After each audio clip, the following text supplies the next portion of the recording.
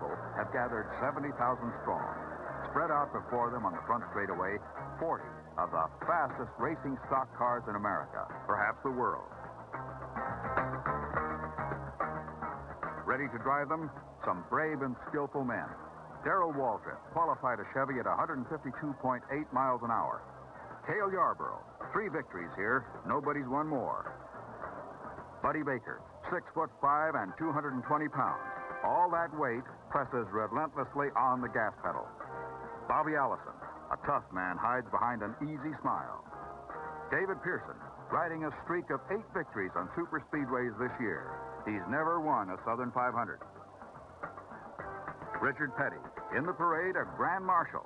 But on the track, they call him King Richard. 180 career victories, twice as many as the next man. Donnie Allison, Bobby's brother, driving a new and untested car. He's gotten 150 miles an hour out of it in practice. Let's see how it goes in traffic. Then, the signal. Gentlemen, start your engines. They're starting a warm-up lap before the green flag. Pearson, number 21 Mercury, inside front row. Number 2 Mercury with Allison driving on the outside. Row 2, Buddy Baker's number 15 Ford inside. Darrell Waltrip's number 88 Chevrolet on the outside. Speed of the first 10 cars ranges from 154.6 for Pearson to 149.9 for Donnie Allison. The fastest field ever to run at the Darlington Raceway. The engines thunder across the infield where fans began to gather 24 hours ago. The raceway opens its gates the day before the Southern 500, and many fans have spent the night camped in the infield. Rounding the 3rd and 4th turn, heading for the front stretch, and the green flag. It's 1 mile and 3/8 around. 500 miles equals 367 laps, and never a moment to relax. It's impossible to set up a car for all the Darlington turns. If it's right one place on the track, it's wrong somewhere else. That's what makes Darlington the toughest track on the NASCAR circuit. There's the green flag. They're racing. Allison jumps to the lead. The fast groove is up against the guardrail. Allison has good track position. Dave Pearson slips into second. Darrell Waltrip is third. On the backstretch, Pearson's making a move. Pearson set a new track record qualifying for the race, and he knows the fast way around this track. The cars are safely strung out as the leaders complete lap 1 at better than 150 miles an hour. It's a one-groove track. The fast way is single file. The trouble starts when slow traffic blocks the groove, or when 2 fast cars go head-to-head, crowding into the narrow turns. In the first race, 27 years ago, the average speed was 74 miles an hour. Today, they're running twice as fast. Pearson shows the way on the first super speedway built for stock cars. The Southern 500 was the first scheduled 500-mile stock car race in America. The standings are Pearson, Bobby Allison, Waltrip, Baker, Benny Parsons, and Yarborough. The race settles down, and the fans settle back. Sooner or later, something spectacular always happens at the Southern 500. So the fans relax, keep an eye on their favorites, and their fingers crossed. Uh-oh, a car out of control. Number 28, Donnie Allison, goes down the backstretch sideways at 120 miles an hour.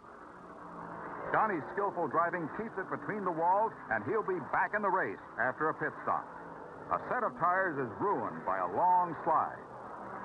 The safety car rolls out to inspect the track as the yellow flag cautions all drivers to slow down and hold position. Most teams use the slow caution lap to refuel and change tires. The race rolls on.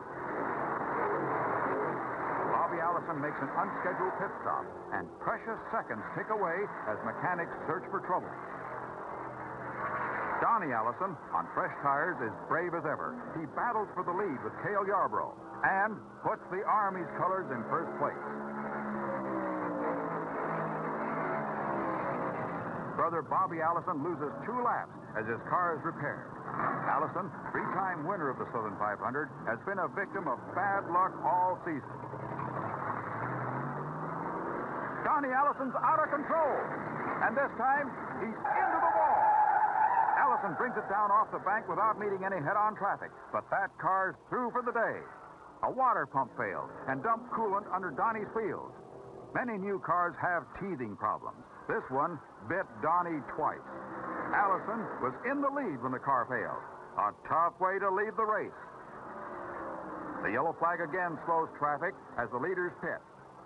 Donnie starts a long walk home. And at times like these, he'd rather be alone. If you look closely, you might see steam coming out of Donnie's ears. Cale Yarborough's refueled and ready to go. He roars down the pit road after a fast stop and runs into a traffic jam. Yarborough's hit something. His car slammed the wall, separating the pit from the track, and he's not accelerating in Yarborough style. The yellow flag still flies as we take another look at that pit road accident. Yarborough had completed a routine stop and was following Pearson down the pit road. Bobby Allison swerved to avoid another car, and Yarborough had no place to go. That puff of smoke marks the point of impact. Yarborough had slammed into a concrete post and has limped back to the pits. There's the wheel that rammed the post. More than the wheel and tire were involved in that accident. Junior Johnson, Yarborough's mechanic, wheels a sledge, fighting the clock to get his driver back into the race. The track is clear. The green flag waves, and they're racing again. Pearson has first place. Allison, directly behind him, is actually 2 laps down due to his long pit stop. Pearson has never been out of this race. There are 30 cars still running as the race reaches its halfway point. In second position, Dave Marcus in number 71. Close behind Marcus is number 15, the white Ford with Buddy Baker at the wheel. Behind Baker, in striking distance, number 88, driven by Darrell Waltrip. Pearson has a good lead, but Marcus in number 71 can feel Baker breathing down his neck. Baker's a charger.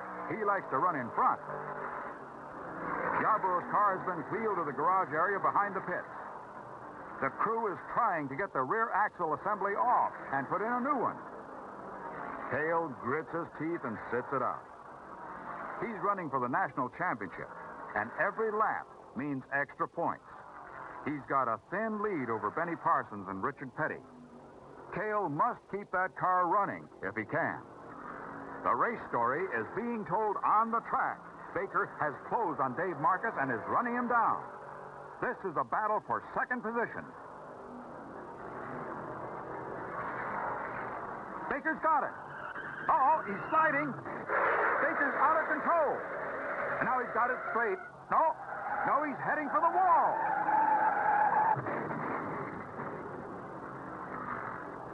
Baker stops broadside to traffic, but luckily out of the fast groove. Buddy Baker's not going to take second place in this race, but he's not giving up. If he can make it back to the pits, his crew may be able to repair the car. These NASCAR racing machines are built like tanks and will absorb a lot of punishment. He's got the engine running again. Let's take another look at what happened as Baker dropped out of the high groove to pass Marcus. Baker completed the pass just as they reached the backstretch. As Baker moved up again, the rear end broke loose and he lost traction. Marcus, afraid to stand on the brakes and spin his own car, just tapped Baker after Baker had already lost control. Baker apparently locked up the brakes and, trying to straighten the car, almost hit Marcus. After that, it was anybody's guess where Baker would stop.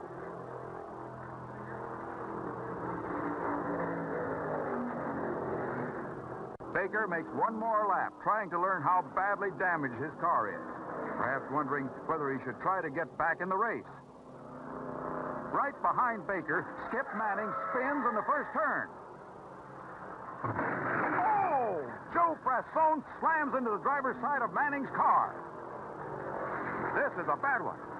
The fans from the infield keep their fingers crossed, remembering how years ago, Cale Yarborough's car leaped the wall at racing speed. And then how Earl Balmer tore down the guardrail.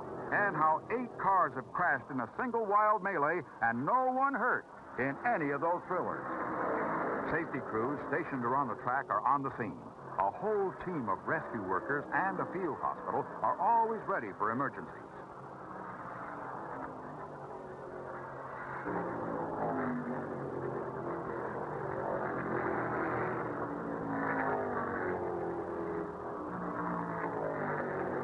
Pearson is out of his car. He's bruised, shaken, but walking around. Pearson was traveling at racing speed when he slammed into Manning. Manning is still in his car as rescue workers cut away the sheet metal. Manning is conscious and apparently not in pain. His foot is trapped, but otherwise he's okay. Those massive roll bars which NASCAR requires in the driver's door probably saved his life. In the pits, Baker's car is off the jacks. It looks like he's heading out. Baker swings off pit road into the garage area. Judging by the way he parks it, he's an angry man. Is Baker angry at himself or Dave Marcus? Marcus, his car not damaged, is still on the track, a long way from the 6'5" Baker.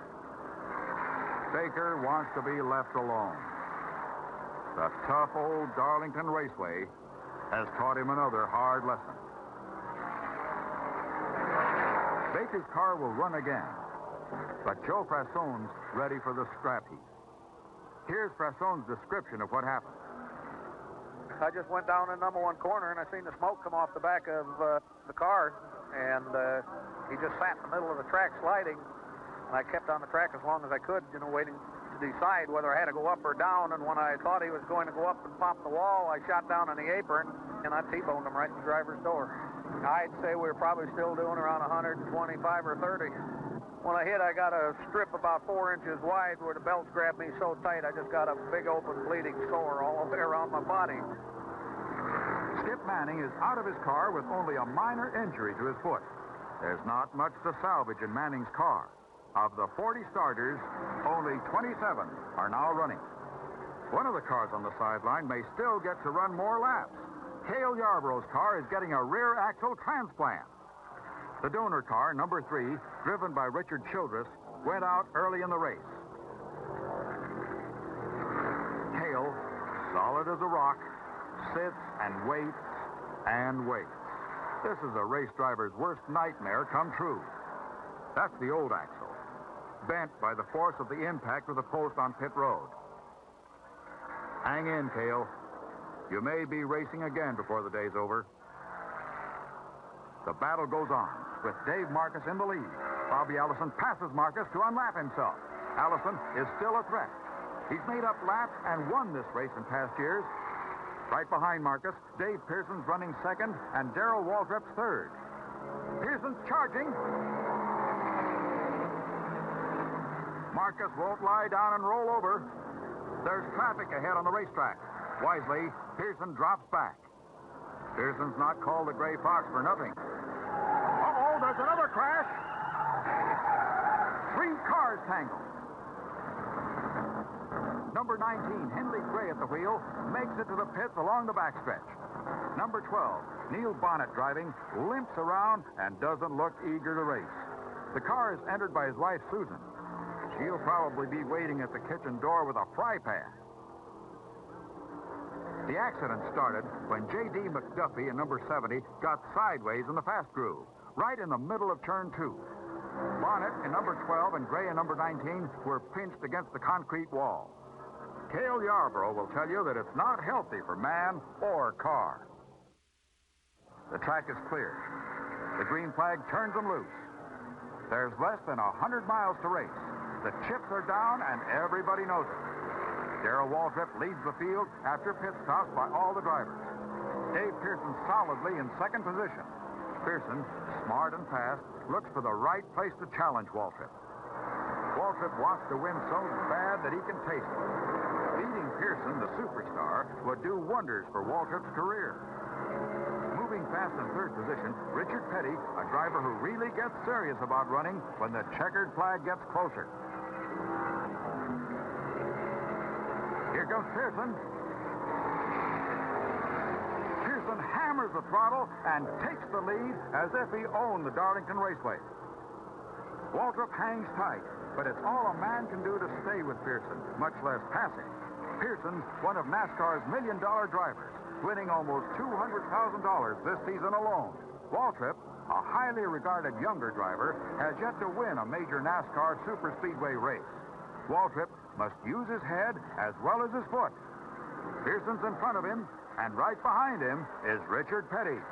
One slip, and Waltrip will find himself running third in what's turning into a three-car race.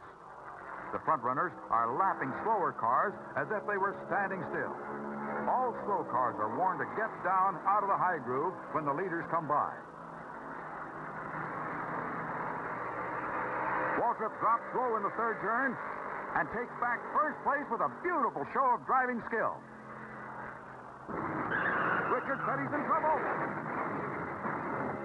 Petty bounces off the wall, but keeps it pointed straight ahead. It takes amazing skill and experience to keep it under control after wrapping the concrete at 150 miles an hour. That smoke looks like it's coming from the tires rubbing against the sheet metal. Remember, he's still traveling over 100 miles an hour. As Petty straightens the wheel, the smoke stops. Cale Yarborough, better late than ever, goes back into the race with a new axle and a chance to earn championship points. The caution flag still flies as Petty makes it to the pits without losing a lap. Crewmen change outside tires and fill the tank. The sheet metal's bent, but the chassis is not damaged. In 17 seconds, Petty's back to the racetrack. New tires, fuel, a clean windshield, and most important, he still has a chance to win. The folks in the infield have had a race and a half, but there's more to come. The track is clear, and the battle is on, with 26 laps to go. Dave Marcus is the leader in car number 71, thanks to a pit stop just a few seconds quicker than Darrell Waltrip, who's right behind him. Bobby Allison, Mercury number 2, is almost a full lap behind and in danger of being lapped. Waltrip closes on Dave Marcus and takes the lead, again diving low in the third turn. Pearson's crew signaled that 25 laps remain. If Pearson's going to win, he'd better make his bid now. Dave Pearson holds position 3. He's smart enough to hang back and give the two front runners enough room to battle it out. 3 cars going for the lead at the same time spells trouble on this track. As Dave Marcus slows, Pearson takes him on the backstretch. Pearson seems to have extra straightaway speed. These cars run down the straightaways in less than 7 seconds. That's not much time to pull out, pass, and pull back into position for the turn.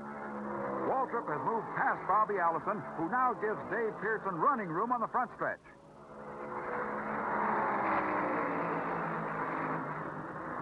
Pearson closes in behind Waltrip, and another fight for the lead is brewing. On the backstretch, Pearson's going for it. Dave Pearson's number 21 has the lead. 70,000 fans on their feet. This is what stock car racing is all about.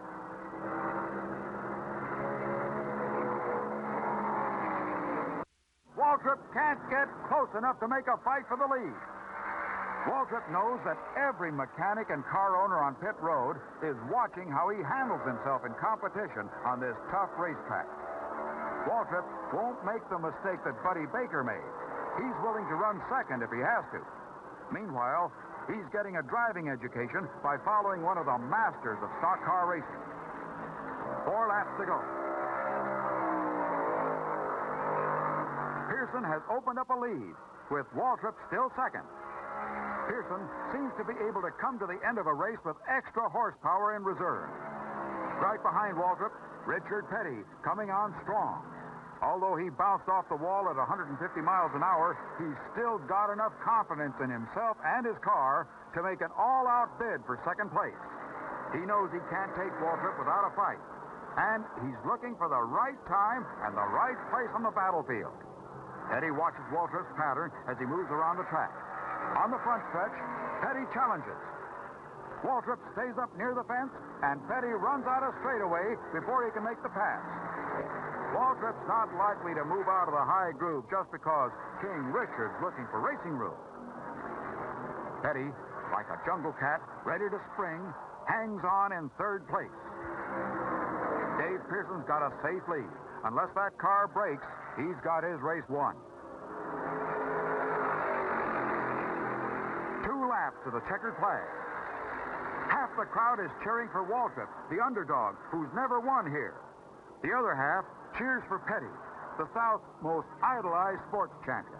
Petty has won more than $3 million racing a stock car and has been voted most popular driver by the men he's beaten. You can't ask more of a man than that. Coming off the third turn, Petty tries another attack, this time dropping low in the fourth turn. Nope, Waltrip holds him off. Petty loses ground as he gets back into the high fast groove. Pearson's in good shape. He's got to keep his foot down just 30 more seconds. Off the third turn, Petty's ready to try again on the last turn of the last lap. Door handle to door handle. And Petty's got him. Richard Petty takes second place. And there's the checker for Dave Pearson, the winner. And the checker for Richard Petty, 2 7/10 of a second behind the leader.